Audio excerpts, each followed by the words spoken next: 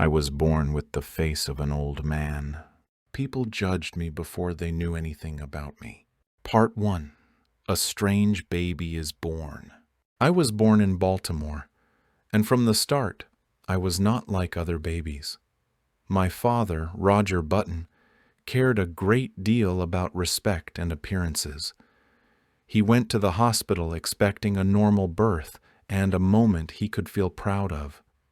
Instead, the staff looked tense, and the air felt heavy, as if something had gone wrong.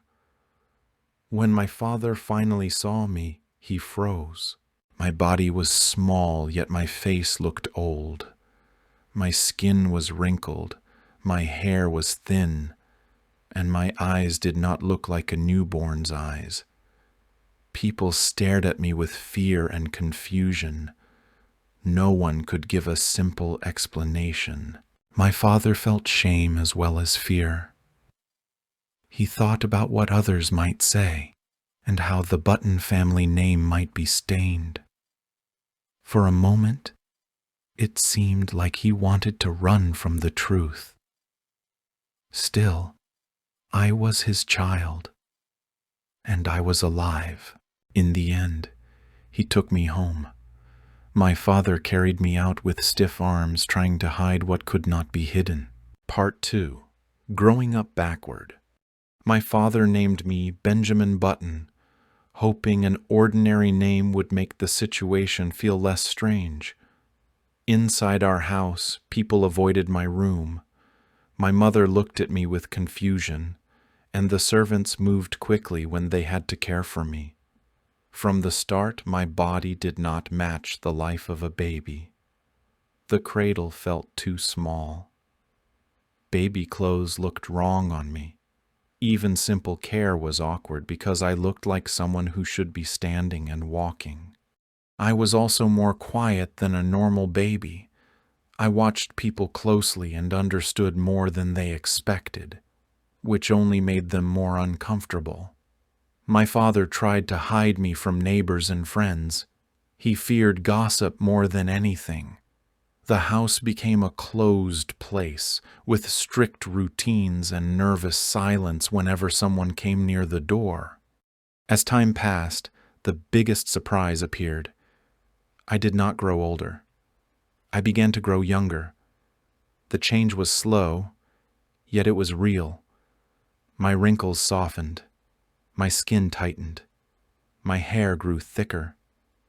Little by little, I looked less like the very old man's face that I was born with. I moved in the opposite direction from everyone else. I began to understand that my life would never follow the normal path. I was moving forward in time by growing backward. Part 3. School troubles. As the years passed, I kept growing backward. My face and body slowly moved toward youth. My father started thinking about school. He wanted my life to follow a normal path. At first, school was impossible. Even though I was young in years, I looked far too old. Teachers did not know where to place me.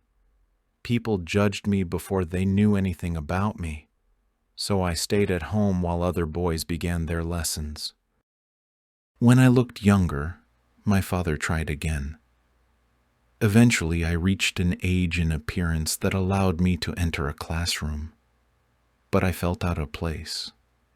I was learning the same things as the other students, yet I did not feel like them. I had spent too many years around adults, watching their worries and their careful manners. I did not move or think like a carefree child. In school, I noticed the stares and the whispers. Children are curious, and curiosity can turn cold. Even when no one spoke openly, I could feel that I did not truly belong. Teachers also seemed unsure of me. They expected a certain kind of child, and I did not fit their idea. As I kept growing younger, I started to blend in more on the outside. I could wear normal clothes and walk beside other boys without shocking strangers. Yet the deeper problem stayed the same. My life did not follow the usual order. I was living the same years as everyone else, yet my body told a different story. By the end of this stage, I understood something clearly. School was not my main struggle. My real struggle was living in a world that judged people by what they see when my own appearance could not be trusted.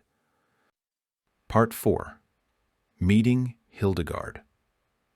When I began to look like a man in middle age, my life was at ease. I could walk in the streets without shocking people. Strangers no longer stared at me with open fear.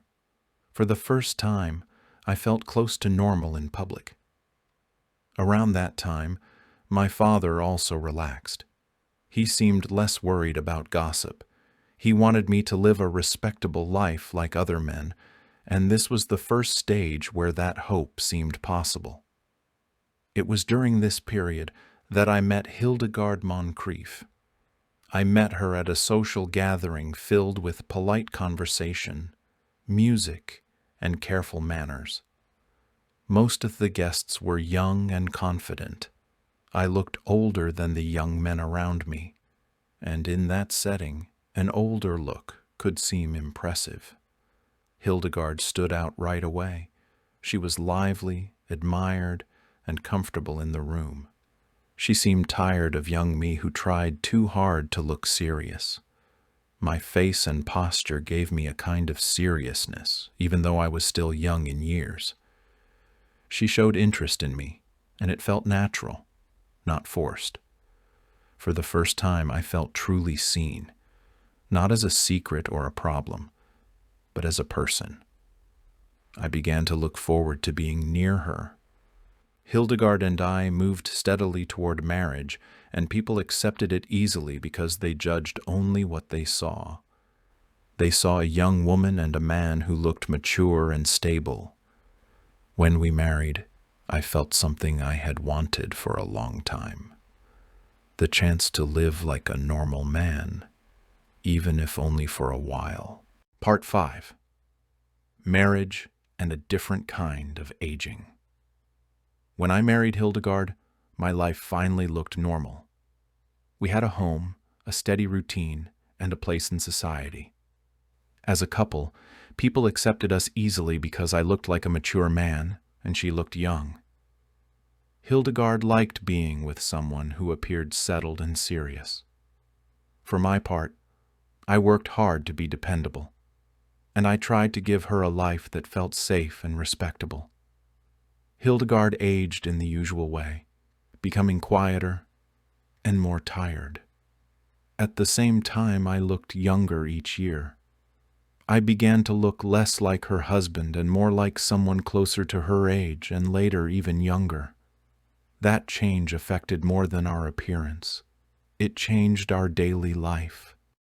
Hildegard grew uncomfortable. I noticed it in the way she watched me, as if she could not understand what was happening. Our home became tense. We spent less time together, and the warmth we once had began to fade.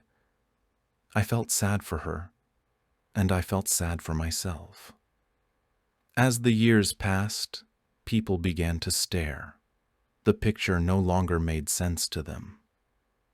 My own interests were also changing. I wanted movement and new experiences, while Hildegard wanted calm and familiar routines. We were being pulled in opposite directions by time itself. By the end of this stage, I understood a painful truth. Love mattered, yet timing mattered too. Marriage needed two lives moving forward together. In our case, one life was moving forward, and the other was quietly moving backward. Part 6. A son and a changing family. Our home changed when Hildegard and I had a son. We named him Roscoe. When I first held him, I felt something close to a normal father's pride. Roscoe grew older in the usual way. He became taller and stronger each year. His face changed from child to boy, and from boy to young man. I changed in the opposite direction. My face grew smoother. My body felt lighter. I began to look younger, year after year. There came a time when Roscoe and I could be mistaken for brothers. Then strangers thought I was younger than him. At home, I tried to remain a true father. I provided for Roscoe. I wanted to do my duty well, because duty was the one thing I could control. Yet, my appearance weakened my place in the family, especially as Roscoe grew old enough to notice. As a boy, he accepted things easily. As he grew older, he cared more about reputation and how people looked at our family. He grew serious and practical, as if he needed to protect himself from the strange story tied to our name. At the same time, Hildegard and I grew colder with each passing year. She aged normally. I grew younger. Our home held more tension than warmth. By the end of this stage, I understood that my condition shaped everyone near me. Roscoe wanted a stable, respected life. Hildegard wanted peace and dignity. I wanted those things too.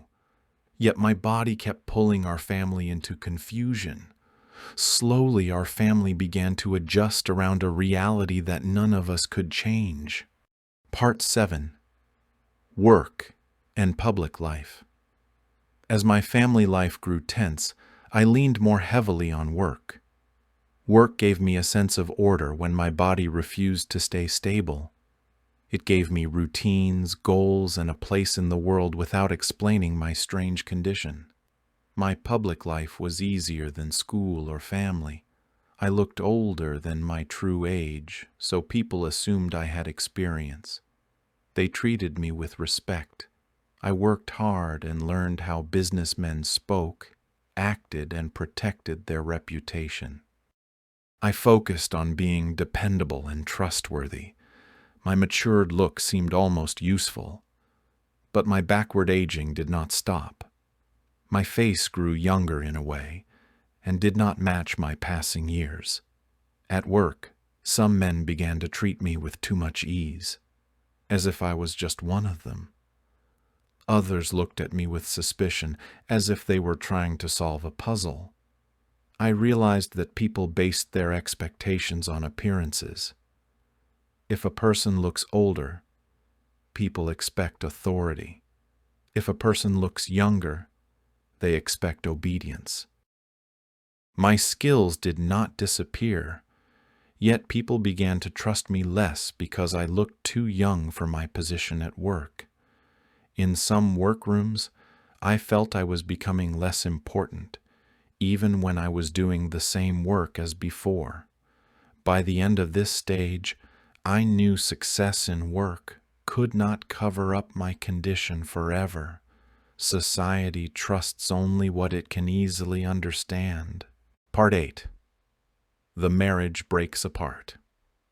By the time my work life began to feel uncertain, my marriage was already falling apart. It did not break in one moment. It wore down slowly, year after year.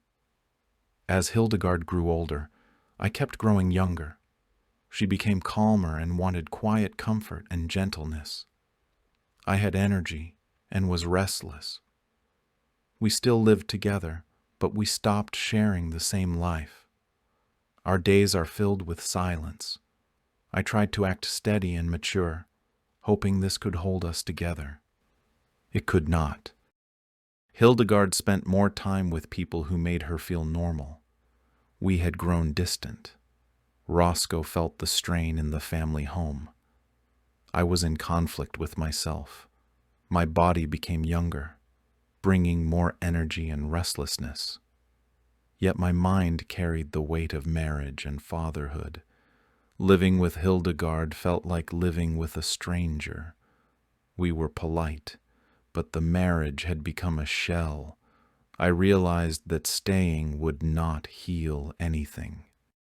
Hildegard could not accept the change, and I could not stop it. Roscoe needed stability, not a tense home. so I left. I felt sad and guilty, but also relieved that the pretending was over. I had wanted ordinary happiness, but my life did not follow normal rules. Love did not overcome my condition. It only showed how much it could hurt the people closest to me. Part 9. Benjamin becomes very young. I grew younger more quickly. People who had not seen me for a while were surprised. My face lost its last signs of aging. My body became quicker and lighter. My energy rose and my restlessness grew. I still have memories of previous years. I remembered work, marriage, and fatherhood. Yet my body pulled me toward youth in my moods and interests. I was conflicted. My mind held the weight of an older life, while my body wanted movement, action, and simpler pleasures. I returned to school again. I could enter school because I looked like a boy. On the outside, I finally blended in. I could wear the same clothes, sit in a classroom, and walk through crowds without being stared at. As I grew younger, my control weakened. My attention shifted more easily. Discipline became harder. My past memories began to feel less sharp, as if it were slowly drifting away from me. During this time, my son Roscoe became the stable center of my life. He had grown into an adult and had to take responsibility for me. That reversal of our roles hurt me. I was still his father, yet the world no longer sees me that way. To strangers, I looked like a young person under his care. By the end of this stage, I was moving from youth toward boyhood. My world felt smaller. I was no longer bothered by things that adults worry about. I could feel my life heading toward a second beginning, and I could feel my hold on the life I once knew slowly slipping away. Part 10. Childhood and the quiet ending. I became very young, and my world grew smaller and quieter. I was moving backward, and each year took something away from me. Memories of my past began to fade. My work, my marriage, and the effort of trying to live like everyone else. It happened slowly. Names became hard to recall. Events felt blurry. Some days I knew I had lived a different life, yet I could not remember it clearly. As my body became more childlike, my thoughts became lighter too. Old worries no longer bothered me. The embarrassment I carried for years began to disappear. In a strange way, youth protected me from pain, but it also took away the part of me that understood who I was. Roscoe became the steady center of my life. He cared for me when I could not care for myself. He watched over me and made decisions for me. I sometimes felt a strong bond with him, even when I could not explain it. I moved from boyhood into childhood. My attention stayed on small things. I lived mostly in the present. I tired quickly and needed someone to take care of me. The past felt less like my own memory and more like a story I once heard. I became an infant. I could not walk. I could not speak my thoughts. The world became simple. There is warmth, hunger, comfort, and sleep. Faces leaned close. Hands lifted me. Light moved across a room. In the end, I did not fear my strange condition anymore. Understanding had left me, and with it, the struggle. My life, which began with shock and confusion, ended quietly. My mind grew still.